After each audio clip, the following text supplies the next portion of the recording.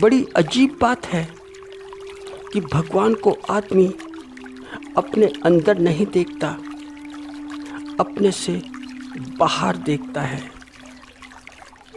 अपने से बड़ा दूर, बड़ा सुदूर बाहर बाहर देखता है, अपने से बाहर। बस अपने में ही नहीं देखता, कहीं और देखता है, आसमानों में। क्योंकि भगवान इस लोक में तो जैसे है ही नहीं, वह किसी दूसरे लोक में है। उसका जैसे कि कोई दूसरा लोक हो, बैकुंठ लोक, बैकुंठ धाम।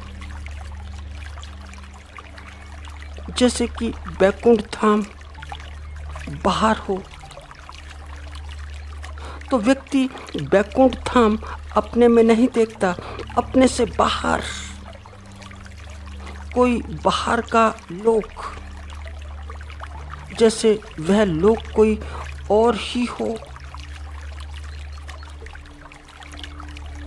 जैसा कि सुनने में भी आता है, सुनने पढ़ने में भी आता है कि पृथ्वी लोक के अगर जो यह पृथ्वी लोक है, उसके अलावा भी और बड़े लोक हैं आदमी के, और लोक हो सकते हैं, दूसरे लोक हो सकते हैं, जैसे कि एलियंस।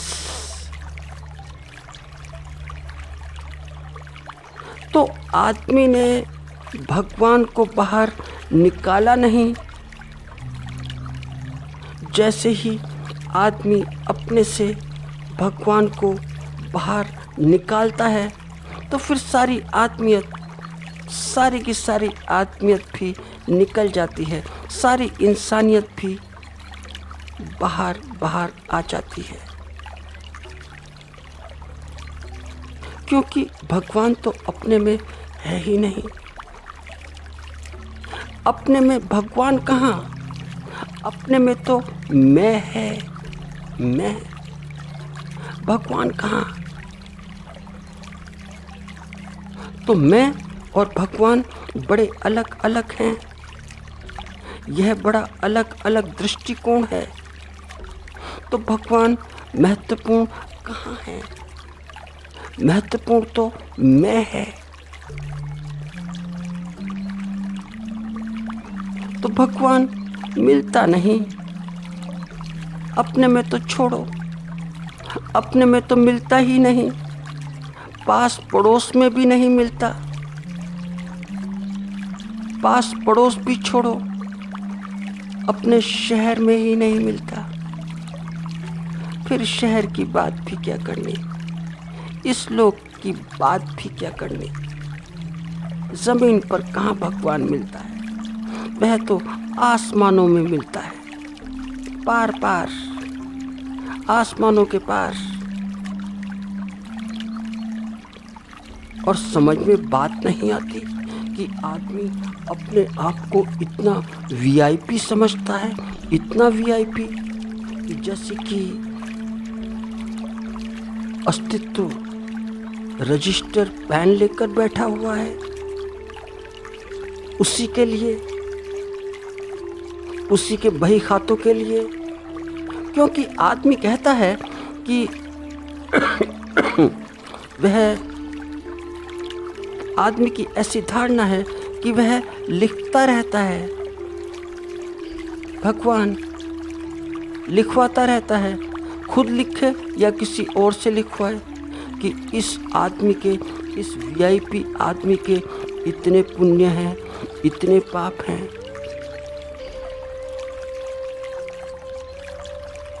तो आदमी भगवान से जो मुनीमगिरी होती है वह करवाता है, क्योंकि उसे आदमी की मुनीमगिरी करनी है कि इसके कितने पाप और कितने पुण्य हैं। तो ऐसा लगता है कि भगवान को जैसे आदमी सोचता है कि मुनीमगिरी में बड़ा रस हो, और जानते हो, हिसाब किताब वहीं लिखा जाता है जहाँ भूलने भुलाने की कोई गुंजाइश हो, जहाँ पर व्यवसाय हो, बिजनेस हो। तो कोई भूल चूक ना हो जाए तो लिख लो साथ साथ प्रॉफिट लॉस, लाभ हानि, पाप पुण्य।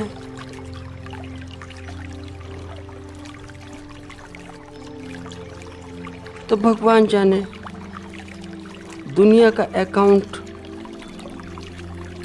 भगवान से यह आदमी लिखवाता कैसे कैसे है।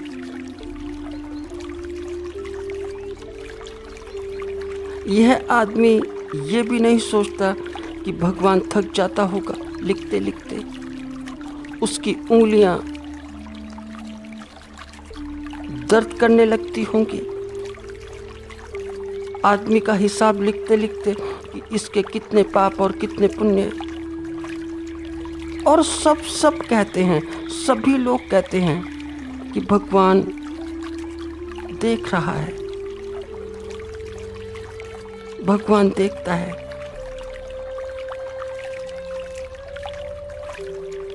यह बस बात है, यह बस कहने की बात है, बात की बात है और कुछ भी नहीं। आदमी के अनुसार तो भगवान को देखना ऐसा है, भगवान इसलिए आदमी को देखता है, उसके देखने का मूल कारण एक ही है कि कहीं उसके बही खाते में कोई गलती ना हो जाए, कोई मिस्टेक ना हो जाए, कि बही खाते में कोई मिस्टेक हो गई, कि बही खाता ठीक ठीक लिखा जा सके।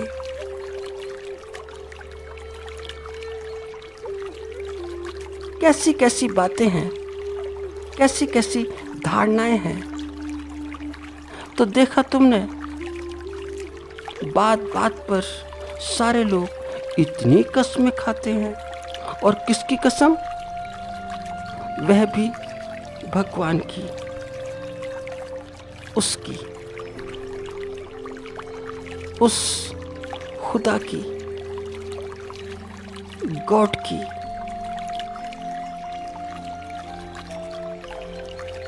तो कसम खाते रहो और झूठ बोलते रहो, तो फिर अपने झूठ को सच करते रहो।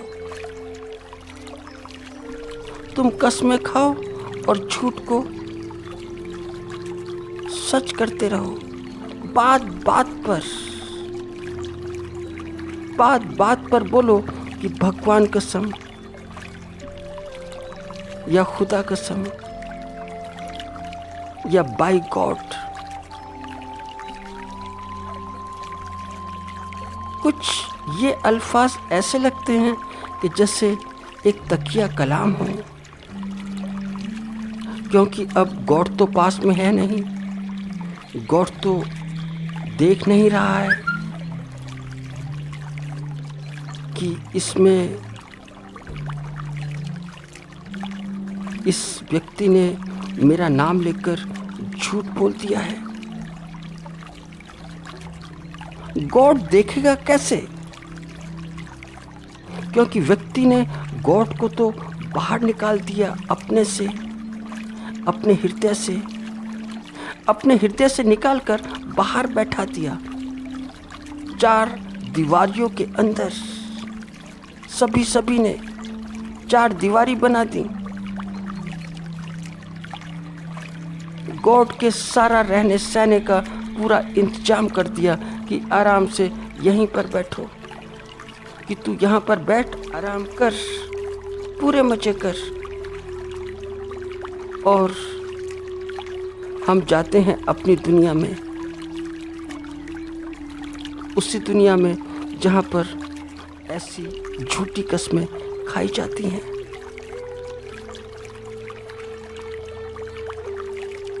और आदमी ऐसा सोचता है कि जैसा मैं हूँ वैसा ही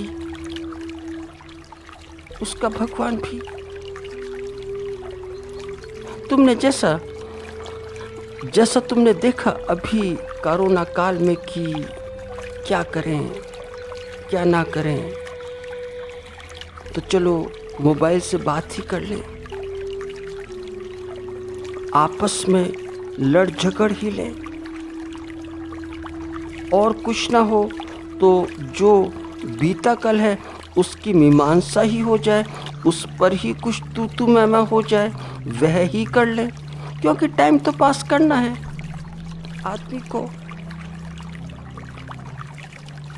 जीवन का समय तो काटना है। तो जैसे आदमी को जीवन का समय अपना निकालना है, वैसा ही उसका भगवान भी, कि भगवान भी क्या करेगा,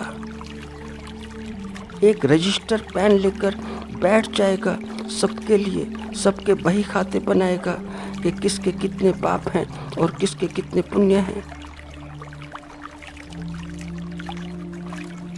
तो तुमने देखा, एक बात देखी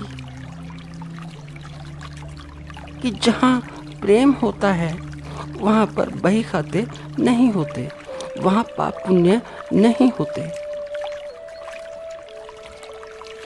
तुम कभी देखना माता पिता को, वे पाप पुण्यों के जो बही खाते होते हैं, प्रॉफिट लॉस के, वे नहीं बनाते कि मेरी संतान में इतनी गलतियां हैं या इतनी बुराइयां हैं या इतनी अच्छाइयां हैं या ये लाभ हैं या ये हानियां हैं, कि संतान पर इतना खर्चा आया कि कितना खर्चा आया, कि संतान को जितना प्रेम दिया तो उसकी एवज में उतना मिला या नहीं मिला, मिले तो ठीक, ना मिले तो ठीक, जो उसने दिया ठीक, जो नहीं दिया वह भी ठीक। ऐसे ही भगवान को तुम्हारे जो पाप पुण्य होते हैं उससे कोई मतलब नहीं होता, क्योंकि जो पाप पुण्य होते हैं वे तुम्हारे होते हैं। तो इसका मतलब तुमसे ही है, तुमसे ही। भला भगवान का क्या मतलब हो सकता है? मगर हाँ, इतना ज़रूर है कि जो पाप पुण्य के हानि लाभ हैं वे तुम्हारी छाया हैं, वे छाया की भांति तुम्हारे साथ चलते हैं। यह बड़ा साधारण सूत्र है कि पाप किया तो किसी ने देखा हो या ना देखा हो वह एक अलग की बात है, मगर तुमने ज़रूर देख लिया है। तो पाप पुण्य का चाहे किसी को पता हो या ना हो, मगर तुम्हें ज़रूर पता है।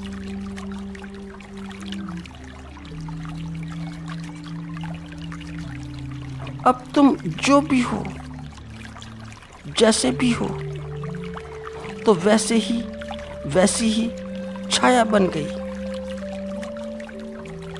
और थोड़ा ध्यान रखना कि अभी पाप पुण्य किया भी नहीं है, मन में सिर्फ भाव ही आया है कि कर लूं, कि करने का सिर्फ विचार ही बस।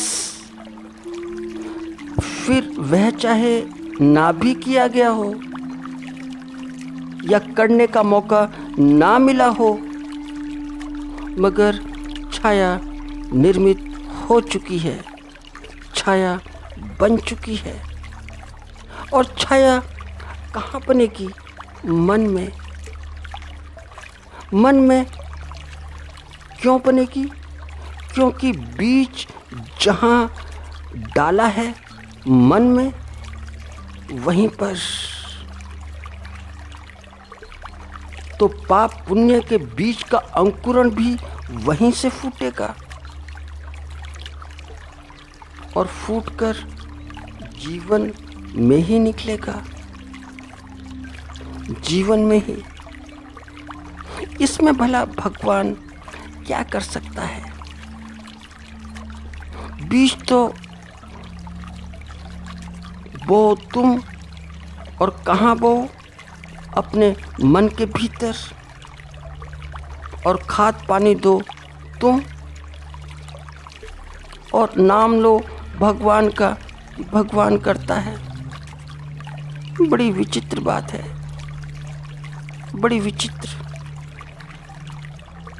वह तो निरपेक्ष है, वह तुम्हारे अंदर ही है, तुम्हारे भीतर ही। वह तुम्हारे अंतः स्थल में है, वह अंतःकरण में ही है, तुम्हारे चित्त में। मगर फिर भी वह निरपेक्ष है। जैसी तुम्हारी मर्जी वैसा करो, जैसा चाहो वो करो, कि पाप करो या पुण्य करो। पाप करते हो तो उस पर भी कोई रोक टोक नहीं, और पुण्य करते हो वहाँ पर भी नहीं। मगर हाँ, एक दृष्टि है, उसमें सब कुछ है, सब कुछ। उस दृष्टि से कुछ छिपा नहीं है। तुम चाह कर भी कुछ छिपा नहीं सकते। तुम स्वतंत्र हो, बिल्कुल स्वतंत्र। पाप करो या पुण्य करो। ये साधारण बातें हैं पाप पुण्य की। असाधारण बात वह होती है जो इससे बाहर की बात हो, जो पाप पुण्य से बाहर की बात हो।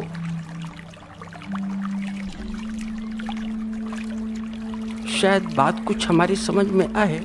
बात कुछ ऐसे है कि एक बार एक ठीक ठाक आदमी था, सज्जन था। तो पुराने समय की बात,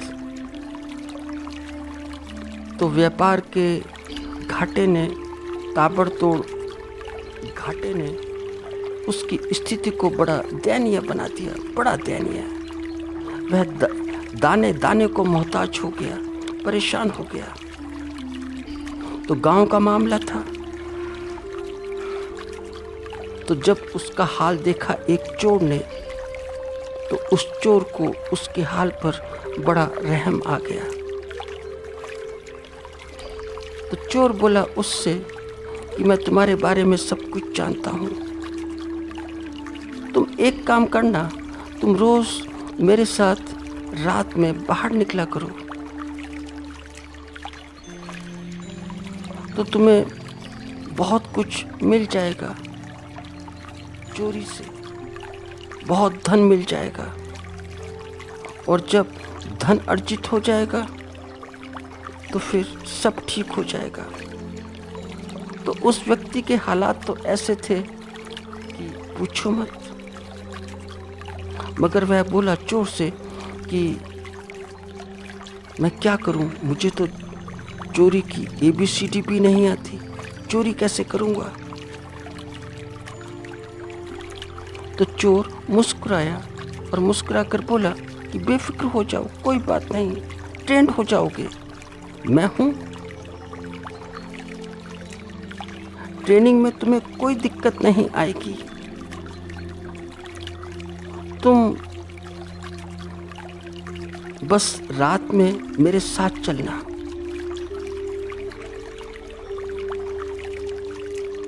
इतने शरीफ हो तो ही तो ऐसा हाल हुआ है। अगर इतने शरीफ ना होते तो ऐसा हाल होता क्यों? अच्छा, पहले उस चोर ने पूछा उस व्यक्ति से कि अच्छा पहले एक बात बताओ कि क्योंकि पहला दिन है, पहली बात है, पहला दिन चोरी का, तो क्या चुराया जाए? तुम अपने हिसाब से बताओ, क्योंकि उसी हिसाब से चोरी होगी। तो चोर के बड़े आत्मीयता के स्वर थे। तो वह व्यक्ति बोला कि कुछ नहीं, गेहूं चुरा लेते हैं क्योंकि घर में आटा नहीं है। तो चोर ने जब ऐसा सुना तो ठाका मारकर हंसा, बहुत हंसा और बोला कि तुम रहे मूर्ख के मूर्खी। मैं तो सोचता था कि तुम ऐसा बोलोगे कि रुपए, पैसे, गहने, सोना चांदी, मगर तुम तो गेहूं की चोरी की बात करते हो। ठीक है, कोई बात नहीं, आज रात ही मैं पूरा खेत उधेड़ दूंगा गेहूं का, तो तुम्हारे साल 6 महीने की छुट्टी हो जाएगी। तो रात में निकल गए। तो रात में चोर बोला कि तुम बस इतना करना और नौसिखिए हो, क्योंकि अभी नई बात है, तो बस इतना करना कि बस निगरानी रखना कि कोई बीच में आ ना जाए, कोई देख ना ले। बस इतनी निगरानी रखना कि कोई देखता ना हो, और जैसे ही कोई देखे तो एक काम करना कि सीटी बजा देना। और मैं अब जाता हूँ बोरे लेकर, तुम्हारे साल 6 महीने का इंतजाम मैंने अभी किया गेहूं काट कर। तो हुआ क्या, उसने बोरे के बोरे भर दिए। लगभग आखिरी बोरा भरने वाला था कि उस युवक ने बड़ी तेज आवाज मारी कि मालिक देखता है, आ जाओ, लौट आओ, भागो। तो चोर भागा उल्टे पैर, दोनों भागे, थोड़ी दूर भागे, रुके, फिर हांफते हुए चोर ने पूछा कि मालिक कहाँ खड़ा है? तो वह व्यक्ति बोला कि मेरे अंदर और तुम्हारे भीतर,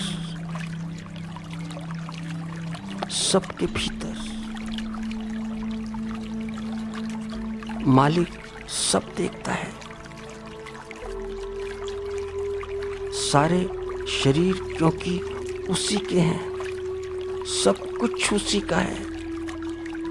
तो तुमने तो मुझसे कहा था कि कोई बस देखता ना हो, यही देखना कि कोई देखता तो नहीं है, मगर मालिक तो देखता है।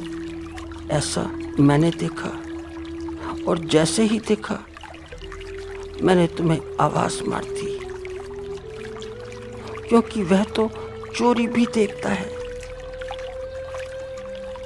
मगर हमारी जो स्वतंत्रता है उसका बड़ा सम्मान करता है। बोलता नहीं, बोलता कुछ नहीं, पूरा फ्रीडम दिया हुआ है, कुछ भी करो।